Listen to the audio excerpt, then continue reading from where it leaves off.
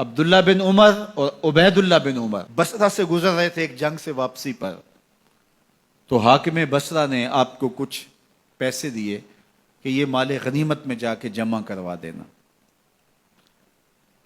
اور پھر خود ہی مشورہ دیا کہ عراق کے اندر فلاں فلاں چیز بہت سستی مل جاتی ہے اور حجاز میں ان چیزوں کی قیمت زیادہ ہے، تو اگر آپ ایسا کر لیں کہ یہ ان پیسوں سے خرید لیں اور جا کے مدینہ المنورہ میں فروخت کر دیں، تو جو زائد پیسے آپ کمائیں گے وہ آپ کے ہوئے، اور یہی اشرفیاں جو میں نے دی ہیں آپ کو، اتنی اشرفیاں بیت المال میں جمع کروا دینا، تم نے محنت کی ہوگی، تجارت کی ہوگی، تو جتنے بچیں گے وہ آپ کے ہوں گے۔ تو انہوں نے کہا بہت اچھا، وہاں سے مال خرید لیا، مدینہ المنورہ میں آ کے بیچ دیا، جتنی اشرفیاں انہوں نے وہاں سے دی تھی بیت المال کے لیے، اتنی بیت المال میں جمع کروا دی۔ حضرت عمر رضی اللہ تعالیٰ عنہ کو پتہ چلا، بیٹوں کو بلایا، کہا کہ سنا ہے تم نے کوئی کمائی کی ہے؟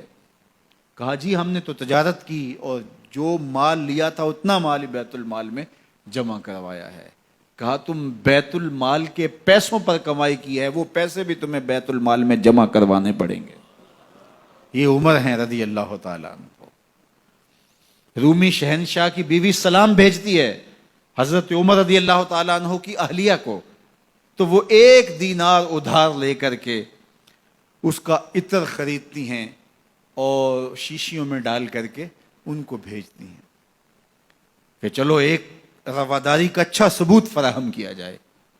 تو وہ واپسی پر انہی شیشیوں کے اندر قیمتی موتی بھر کے بیچتی ہیں، جواہرات بھر کے بیچتی ہیں۔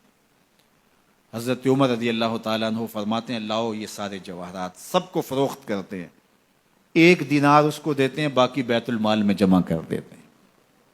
تو جب اپنی زندگی اتنی محتاط ہوگی، اتنی خوبصورت ہوگی، تو پھر کس طرح کوئی گورنر زیادتی کر سکتا ہے؟ تو حضرت سیدنا عمر رضی اللہ تعالیٰ عنہ نے اپنا طرز زندگی اور انداز معاشرت اتنا سادہ اور اتنا خوبصورت رکھا کہ اس کے مطابق تمام گورنروں کو ڈھالنے کی تلقین کی۔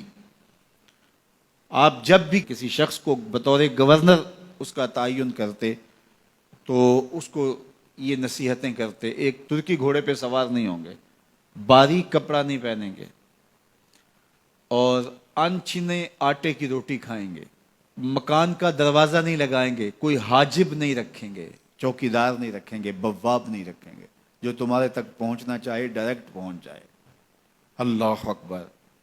اور پھر جب کسی کو متعین کیا جاتا اس کی جائیدادیں لکھ لی جاتی ہیں کہ اس کے پاس کتنی جائیداد ہے، وہ حساب اپنے پاس رکھتے، اور جب وہ معزول ہوتا یا اس کا وقت ختم ہوتا تو آپ دیکھتے کہ اب اس کے پاس جائیداد کتنی ہے۔ اگر وہ جو پہلے آپ نے اپنے پاس ریکارڈ رکھا ہوتا اس سے جائیداد اس کی زیادہ ہوتی تو حضرت عمر بقیہ جائیداد بیت المال میں جمع کرتے۔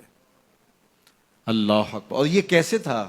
گورنر بول نہیں سکتا تھا، اس لیے کہ حضرت عمر کی اپنی بود و باش بھی اسی طرح کی تھی، اپنا طرز زندگی بھی اسی طرح کا تھا۔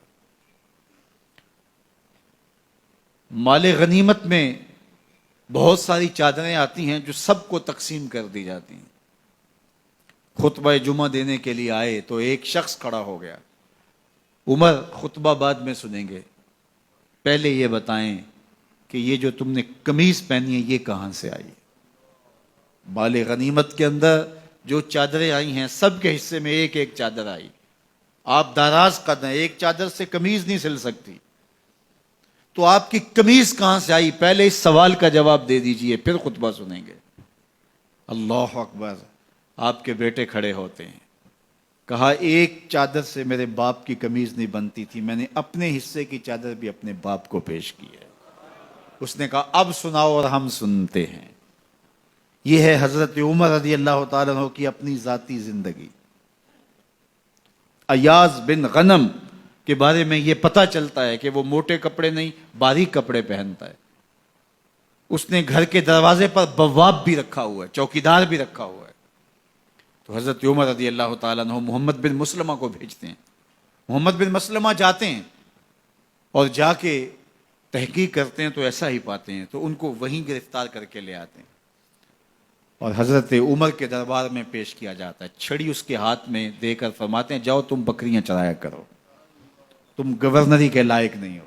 ایک گورنر کو بکریاں چرانے پہ لگا دیتے ہیں اس لیے کہ تم نے ان اصولوں سے، ان ضابطوں سے انحراف کیا ہے جو ایک سلطنت کے ذمہ دار کے لیے لازم اور ضروری ہیں۔ دور موجود کے حکمرانوں کو، چاہے وہ عرب کے حکمران ہوں چاہے وہ عجم کے حکمران ہوں، اگر وہ اسلام کا نام لیتے ہیں تو انہیں اپنے اعمال کا جائزہ لینا ہوگا کہ ہم کھڑے کہاں ہیں۔